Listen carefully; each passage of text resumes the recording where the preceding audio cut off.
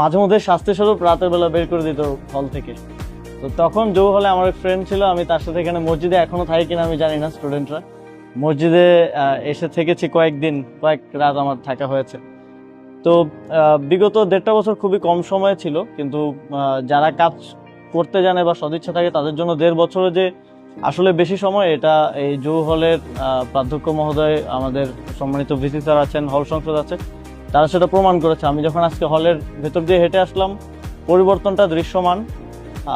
যখন করিডোর দিয়ে হাঁটলাম, গাছ দেখছিলাম, যেখানে আগে সাইকেল থাকতো, ময়লা পড়ে থাকতো, এবং এই ছোট ছোট পরিবর্তনগুলোই আসলে আমাদের বিশ্ববিদ্যালয়ের যারা শিক্ষার্থী আছেন তাদের এই শিক্ষার সময়টাকে খুব প্রাণবন্ত এবং সুন্দর করে তোলে। আপনাদেরকেও ধন্যবাদ জানাতে চাই।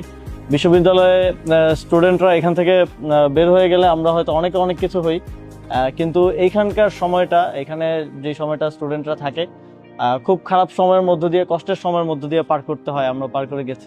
তো এই সময় ছোট ছোট এডিশনগুলো হয়তো আমরা যারা বের হয়ে যাই, বিভিন্ন জায়গায় যাই, তাদের জন্য খুব বেশি কিছু না, বাট এখানকার যারা স্টুডেন্ট, যারা এখানে 4 বছর 5 বছর থেকে পড়াশোনা করেন, তাদের জন্য খুবই উপকারে আসে এবং তাদের এই পড়াশোনার সময়টাকে সহজ করে।